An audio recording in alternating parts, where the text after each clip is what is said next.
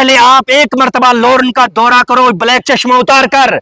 एक मर्तबा जिन लोगों ने आपको वोट दिया है उनके साथ चलकर आप लोरन और सावजिया और गली पिंडी साथरा जंद्रोला की सड़कों की हालत आप देखो। आपकी आंखों में तब पता ये चलेगा, तब आपको एहसास अगर होगा कि क्या हालत है, किस तरीके से लोग जिंदगी बसर कर रहे हैं। रीच के अटैक आए दिन यहां पर होते हैं। वर्ल्ड लाइफ के वो मिनिस्टर कहां सोए हैं, वर्ल्ड लाइफ के वो लोग कहां पर हैं जिन्होंने लोगों को अवेयरनेस देनी थी, वो लोग कहां पर हैं। जब रीच हमला कर देता है, जख्मी हो जाते लोग। परसों एक आदमी की टांग 2 जगह टूट गई, एक शख्स का पूरा चेहरा बिगाड़ दिया जानवरों ने। तो ये लीडर कहां पर बैठे हैं? ये सिर्फ अपनी कुर्सी को बचाने के लिए और अपनी तनख्वाह को बढ़ाने के चक्कर में लगे हुए। आवाम से इनको कोई हमदर्दी नहीं है, आवाम से इनको कोई लेना देना नहीं है। इनसे यही, आवाम से यही गुजारिश है। दूसरी कि आप कह रहे हैं कि हमने सारे काम ओके कर दिए। एजाज साहब ने कहा कि मैंने 15-20 काम ऐसे पेंडिंग में रखे हैं कि मैं उनका बहुत ही जल्द अनाउंस करने वाला हूं। हम तो ये कहेंगे कि आपकी सरकार के लिए शेम है, शर्म आनी चाहिए आप लोगों को कि जो पुराने काम को मुकम्मल नहीं कर सकते तो वो नए काम लाकर क्या करना चाहते हैं। अभी कह रहे थे कि सिलेंडर गैस और राशन की बात कर रहे थे या बिजली की बात कर रहे थे। जम्मू कश्मीर के अंदर सबसे ज्यादा पैदावार बिजली की होती है और जम्मू कश्मीर की बिजली जो है यहां से सप्लाई होती है पंजाब, हरियाणा, दिल्ली, राजस्थान में 4 स्टेटों को यहां से बिजली जाती है। उन स्टेटों में जो है 600 यूनिट हर घर में फ्री मिलती है। जहां पर बिजली पैदा होती है वहां पर 500, 550, 700, 1000 रुपया बिल आ रहा। आज इस सरकार का हमने क्या करना है? उसके बाद इन्होंने कहा था कि हम सिलेंडर गैस, इलेक्शन से पहले इन्होंने कहा था कि सिलेंडर गैस हम तमाम लोगों को देंगे। तो वो सिमट कर लास्ट पे ये बात आ गई कि हमने अंतोतिया वालों को देना है। तो जम्मू कश्मीर के अंदर अंतोतिया के लोग लगभग 80,000 के हैं जो अंतोतिया की कैटेगरी में हैं। जबकि बीजेपी हुकूमत का देखो आप, तकरीबन 7 साल से अंतोतिया और बीपीएल राशन कार्ड वालों को फ्री राशन दे रही है।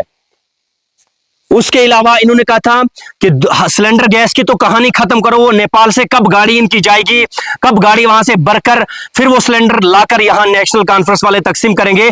ये एक वादा है और ये वादा ही रह जाएगा। हमें नहीं पता कि ये वादा पूरा भी कभी इनका होगा। सड़कों की हालत खस्ता से खस्ता दिन ब दिन होती जा रही है। जिस दिन बारिश होती है उस दिन कोई ना कोई नाला सड़क में आ जाता है और सड़कों की हालत बद से बदतर होती जा रही है। लेकिन किसी भी एडमिनिस्ट्रेशन की आंखें नहीं खुल रही है।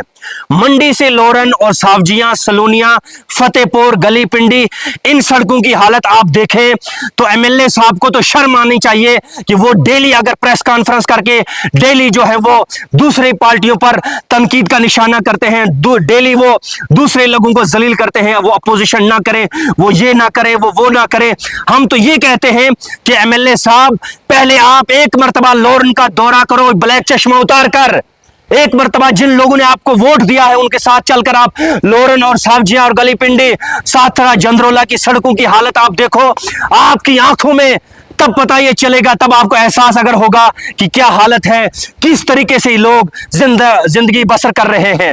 रीच के अटैक आए दिन यहां पर होते हैं। वर्ल्ड लाइफ के वो मिनिस्टर कहां सोए हैं, वर्ल्ड लाइफ के वो लोग कहां पर हैं जिन्होंने लोगों को अवेयरनेस देनी थी, वो लोग कहां पर हैं। जब रीच हमला कर देता है, जख्मी हो जाते लोग। परसों एक आदमी की टांग 2 जगह टूट गई, एक शख्स का पूरा चेहरा बिगाड़ दिया जानवरों ने। तो ये लीडर कहां पर बैठे हैं? ये सिर्फ अपनी कुर्सी को बचाने के लिए और अपनी तनख्वाह को बढ़ाने के चक्कर में लगे हुए। आवाम से इनको कोई हमदर्दी नहीं है, आवाम से इनको कोई लेना देना नहीं है। इनसे यही, आवाम से यही गुजारिश है कि ऐसे बेहरूपियों से बेदार हो जाए, ऐसे बेहरूपिये लीडरों से बचे, अपना तहफ्फुज खुद करें। ये अपने एसी वाले रूम से बाहर नहीं निकलते। जब हादसा हो जाता है फिर सोशल मीडिया पर आकर ये रीच की मजम्मत करते हैं, जबकि इनका फर्ज ये बनता था। हम तो जावेद राणा साहब से भी ये कहते हैं, फॉरेस्ट डिपार्टमेंट आपके अंदर में है, आपको चाहिए था कि जहां पर ये भालू, ये रीछ, ये जंगली दरिंदे निकलकर इंसानों पर हमला करते हैं, क्या इंसानों से महंगे ये जानवर है? आपकी सोच पे जंग लग चुकी है। मैं ये कहना चाहता हूं कि वर्ल्ड लाइफ को जगाएं। वर्ल्ड लाइफ के वो लोग कहां पर हैं, किस जगह पर हैं? जब लोरन की आवाम को, सावजिया की आवाम को, बाइला की आवाम को ये रीच अपना शिकार बनाते रहेंगे, खत्म कर देंगे यहां पर इंसानों की आबादी, तब ये लीडरशिप जो है जागेगी।